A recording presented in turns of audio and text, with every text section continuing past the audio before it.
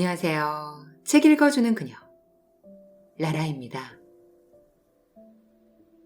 제가 오늘 소개해드릴 책은 들풀의 구원입니다. 이 책은 2024년 7월에 출간되어 현재 에세이 부문 신간이자 베스트셀러의 책이에요. 출판사는 웅진 지식하우스, 저자는 빅토리아 베넷, 옹기니는 김명란님입니다. 이 책은 식물학자 신혜우, 시인 김소연, 박준님의 추천책이면서 2024 노틸러스 도서상 은상에 빛나는 책이에요. 때로 삶은 부서진 덕분에 자란다는 것을 들풀은 가르쳐 주었다. 가난과 상실이 덮친 자신의 폐허를 아름다운 야생 정원으로 일궈낸 저자의 이야기를 담고 있습니다. 영국의 시인 빅토리아 베넷은 야생 정원을 가꾸면서 피할 수 없는 인생의 상실과 고통을 자연의 생명력으로 바꿔나갔던 10년의 회고를 이 책에 선연하게 그려내고 있습니다. 저자는 언니의 죽음과 아들의 지병 등 자신이 지나온 삶의 조각들을 치유에 힘을 주는 90개의 들풀과 연결 지으면서 한 권의 아파집처럼 펼쳐내고 있습니다. 회복력을 상징하는 데이지, 역경에 맞설 힘을 주는 서양 윈들레, 희망을 안겨주는 보리지, 아름다운 들풀로 무성한 야생 정원에 서서 저자는 말합니다.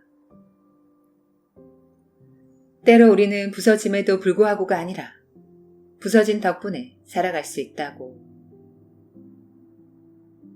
저는 이 책을 보면서 살아가면서 마주하게 되는 인생의 벽 앞에서도 희망의 끈을 놓지 않고 노력한다면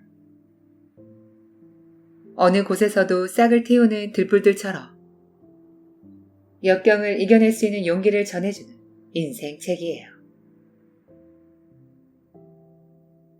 그럼 저와 함께 부서진 땅에서도 왕성하게 자라난 희망을 만나시러 책 속으로 들어가 보실게요.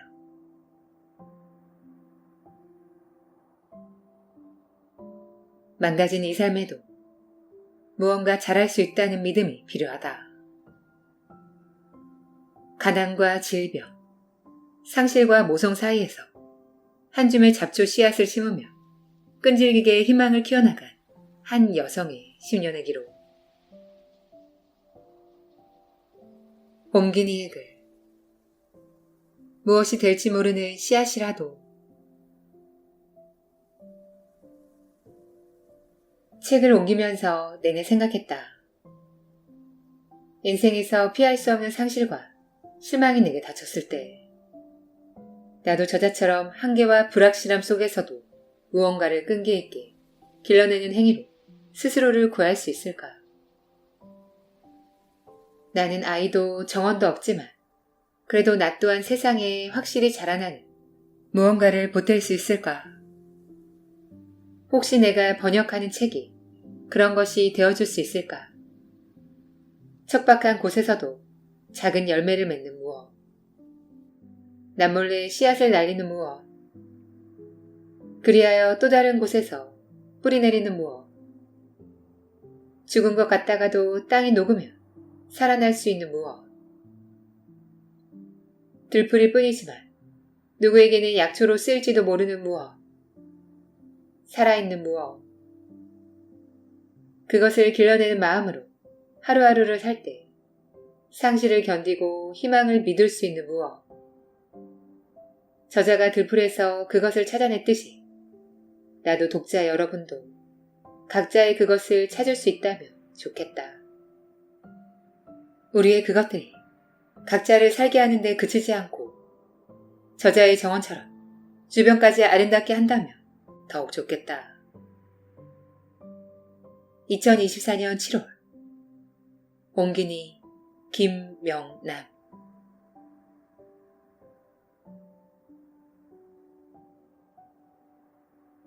씨앗 1. 이것은 내가 꿈꾸던 정원이 아니다.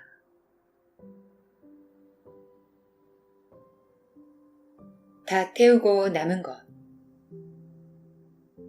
분홍 바늘꽃. 카메리온 앙쿠스티폴리움. 갇힌 에너지를 풀어내는 데 쓴다. 분홍 바늘꽃이 봄이드라고도 불리는 것은 제2차 세계대전 영국 대공습 때 폭격을 맞았던 지점에서 이 식물이 왕성하게 자랐기 때문이다. 분홍 바늘꽃은 화재로 초토화된 땅에서 처음 자라는 개처종 중 하나다. 항경련, 항미생물, 항바이러스, 수렴 효과가 있어서 비뇨기와 위장불편, 천식, 백일해, 화상, 궤양, 기타 피부 자극의 차나 세정제 형태로 쓰인다. 짓이긴 줄기는 감염된 상처나 종기에 발라 독을 뽑아내기도 한다. 분홍 마늘꽃은 교란되고 불탄 땅에서 무성하게 자란다. 계단 밑의 여자는 내가 아니다. 그녀는 떠나야 한다. 사적인 고고하게 지층을 한 겹 한 겹 파헤치면서 나는 끈으로 묶은 연애 편지, 부모가 되기 전에 입던 초록색 벨벳 스모킹 재킷, 결국 갖지 못한 미래의 아이들을 위해서 남겨둔 아기 옷가방, 오래된 가죽 여행 가방에 가득 든 가족 사진, 그리고 600만 단어의 잉크로 얼룩진 34년 분량의 일기장을 발굴한다. 계속 파헤치자 이 낯선 여자가 차츰 불어나서 바닥을 다 차지한다. 그녀의 삶들이 나를 질식시킨다. 그녀는 떠나야 한다.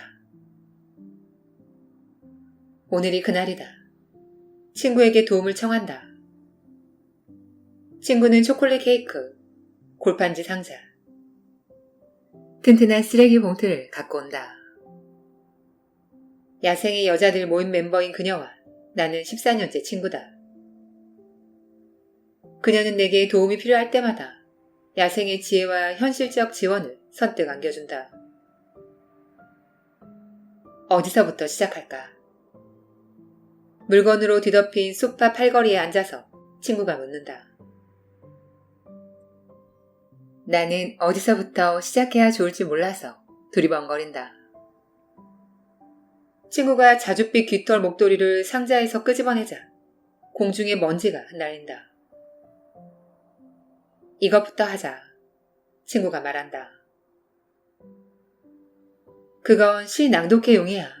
필요할지도 몰라. 내가 말한다. 그렇겠지. 하지만 지금 당장 필요해.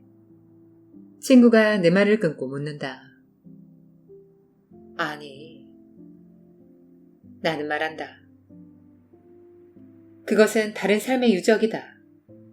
솔직히 이제는 이 물건 중 무엇도 필요하지 않다. 사랑하는 사람을 붙들어 둘 수도 없는 마당에 물건은 뭐하러 붙들고 있겠는가. 우리는 내 삶의 유물을 내 무더기로 나눈다. 간직할 것, 재활용할 것, 버릴 것, 태울 것. 내가 분류하는 동안 아들이 방구석에서 지켜본다. 4살인 아이는 새로운 발견에 신나서 점점 커져가는 무더기에서 장난감이며 잡동사니를 구해낸다. 아이에게 이 발굴은 보물을 찾아낼지도 모르는 흥미진진한 일이다. 내게 이 일은 살갗을 한 겹 한 겹 벗겨내어 생사를 드러내는 것처럼 느껴진다. 나는 일기장의 낱장을 뜯어내어 눈먼 희망으로 스스로를 배신했던 기억들을 지운다. 코닥 필름 프레임을 가득 채운 내 자매가 나를 보며 웃고 있는 빛바랜 사진들을 찍는다. 지금 그들을 보는 나는 이후에 무슨 일이 생길지 알고 있다. 그들에게 정해진 운명의 경로로 바꿔 놓을 만한 말을 해주고 싶지만 나는 미래를 알되 그들이 내 말을 믿지 않을 저주에 걸린 가사느라다. 사진에서 생생히 살아있는 큰언니는 죽었다. 나는 사진과 공책을 태울 것으로 분류한다. 우리는 분류를 마치고 태울 것을 마당에 쌓아 올린다. 트랙터만큼 커. 아들이 힘차게 말한다. 아이는 요즘 대부분의 물체를 트랙터 기준으로 가늠한다. 이 상황이 어리둥절한지 아이가 왜 우리 물건을 몽땅 불에 던져버리느냐고 묻는다. 나는 모든 것을 다 이고지고 새 집으로 이사갈 수는 없다고 가끔은 버려야 한다고 말해준다. 이것도? 아이가 내가 어릴 때 아꼈던 왼팔 왼눈의 곰인형을 마지못해 건네면서 묻는다. 작은 손으로 곰인형 아빠를 감싸지. 내 어린 손에 판박이인 듯한 그 모습에 나는 망설인다. 과거가 나를 잡아당기면서 구해달라고 부탁한다. 아니, 듣지 않을 거야. 나는 아들의 손에서 곰인형을 빼내어 발돋움으로 무더기 꼭대기에 얹는다. 곰인형은 하나뿐인 눈을 동그랗게 뜬 채 마치 질문을 던지는 듯이 그 짜부라진 머리통을 갸우린다. 이것도 나는 말한다. 친구가 아들을 집 안으로 데려간다. 친구는 이것이 나 혼자 해야 하는 일임을 안다. 나는 추억의 부식깃에 성냥불을 붙이고 그것이 타는 모습을 지켜본다. 열기에 얼굴이 따가워도 돌아서지 않는다. 나는 이 격렬한 종말의 목격자가 될 것이다. 아침에 아들이 일찍 깬다. 아이는 큰 불을 보고 싶어 한다. 남편은 자기 놔두고 우리는 마당으로 나간다. 계곡에는 아직 밤의 구름이 걸려있고 동쪽 페나인 산맥이로 창백한 태양이 막 솟았다. 연기가 여태 감돌지만 불길은 간 곳 없다. 다 없어졌어. 엄마, 다 없어졌어. 아들이 조금은 애석하고 조금은 감탄스러운 듯이 말한다. 9월 초의 산들 바람이 유령들의 페이지를 불어날려서 그 그림자만을 남긴다. 내 인생을 태운 곳에 남은 것은 시꺼멓고 둥근 자국뿐이다. 나는 축축한 땅에 무릎을 꿇고 쟤를 만져본다. 불꽃의 메아리를 느껴본다. 이 죽음의 시절에 우리는 너무 많은 것을 잃었다. 이제는 나아갈 시간이다. 무엇이 다시 살아날 수 있는지 알아볼 시간이다. 나는 아들을 끌어안고 뺨에 입 맞춘다. 아이는 재미래. 또한 과거를 앗아간 변화에 얼떨떨하다. 자, 새 집에 심을 씨앗이 뭐가 있나 찾아보자. 거기서 정원을 가꿀 수 있을 거야. 나는 말한다. 아이는 미소를 지으며 내 손을 잡는다. 우리는 함께 걸어 다니면서 카렌듈라, 선홍초, 분홍 바느꽃을 손바닥에 모은다. 꽃들은 다시 필 것이다.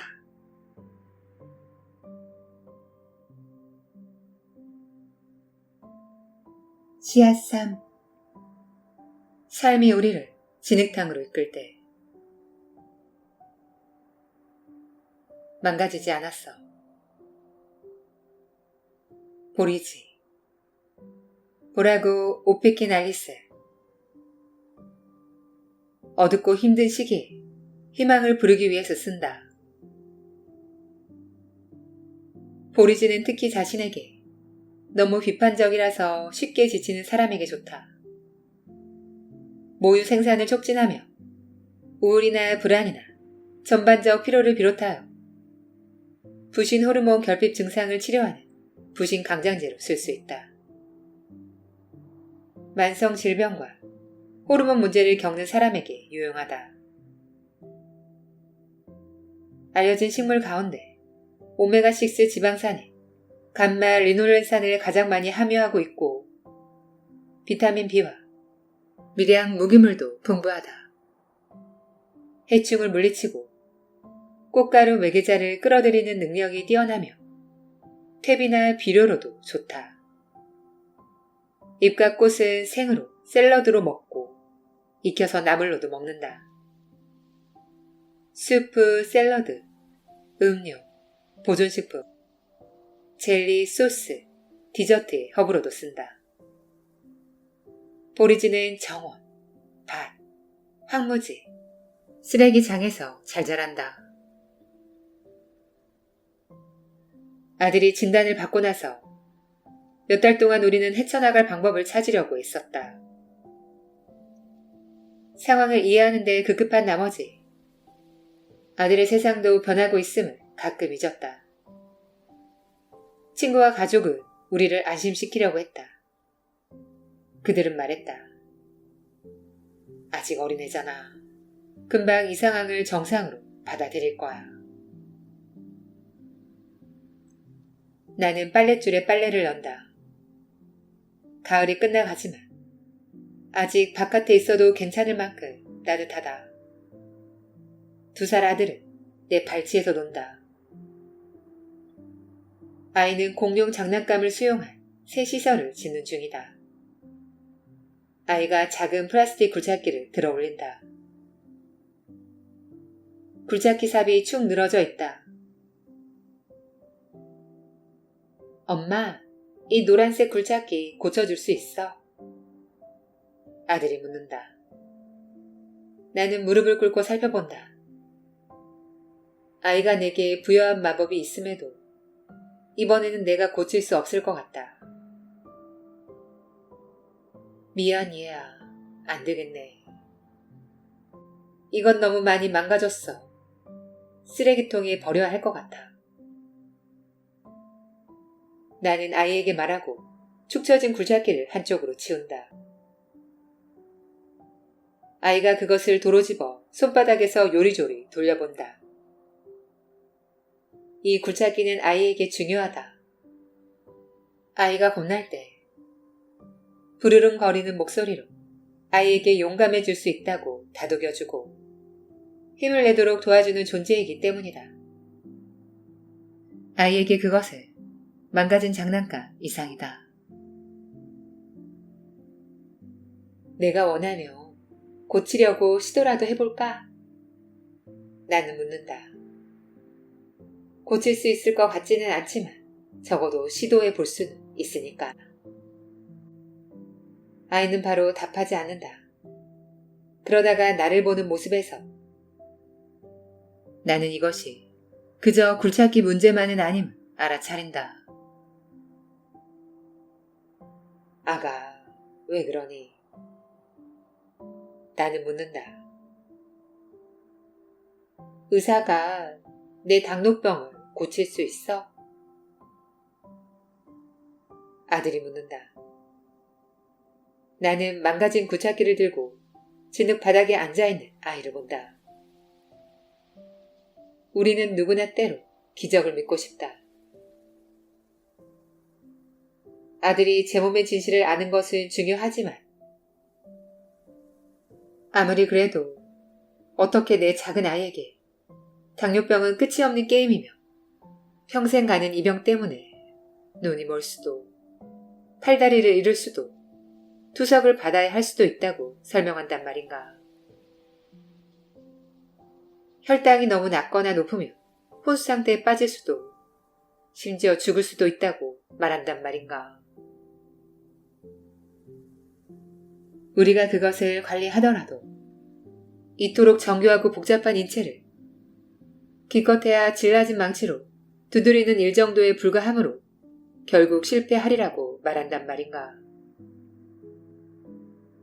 아니 얘야, 의사들이 연구하고 있지만 지금 당장은 못 고쳐. 나는 말한다. 아들의 미소가 흔들린다. 작은 손이 새하얗고 단단한 주먹으로 뭉쳐진다. 아이는 감정을 억누르려고 애쓰지만 아이에게는 너무 버거운 것이라서 튀어나오고 만다. 엄마는 나를 쓰레기통에 버려야 해. 아들이 외친다. 나는 경악한다. 왜 얘야? 왜? 나는 울음으로 갈라지는 목소리로 묻는다. 아이가 숨을 크게 한 번 뱉으니 몸에서 힘이 빠져나간다. 왜냐면 난 망가졌으니까. 그리고 망가진 거 쓰레기통에 버리는 거니까. 아들이 내게 설명한다. 여기에 대고 내가 뭐라고 말할 수 있을까? 아들은 작은 인생에서 너무 많은 일을 겪었다. 그런 일들이 아이의 몸 깊숙이 파고들어서 조용히 아이의 미래를 바꾸는 것이 내게는 보인다. 병은 아이를 강하게 만들지만 슬프게도 만든다. 아이가 찾는 해답이 내게는 없다. 멍들고 바늘에 찔린 내 작은 소녀. 이 아이에게 나는 어떤 답을 줄 수 있을까? 두렵다.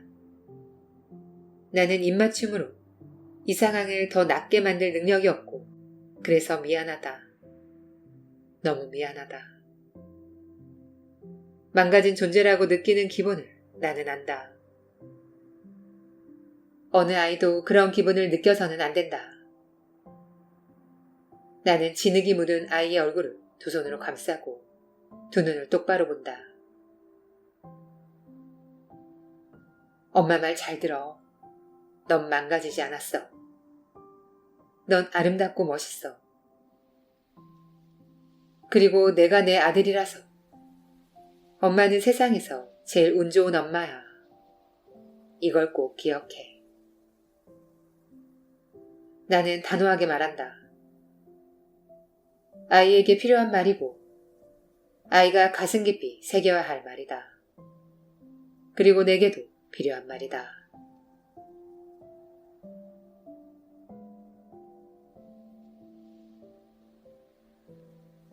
지금까지 책 읽어주는 그녀 라라였습니다. 오늘도 끝까지 들어주셔서 감사드려요. 우리 구독자님들, 새로운 8월 잘 시작하셨어요. 더운 여름날도 곧 지나갈 거예요. 덥다고 너무 짜증내지 마시고요. 긍정적인 생각으로 하루를 보내시길. 저는 항상 여러분을 응원합니다. 아시죠? 사랑합니다.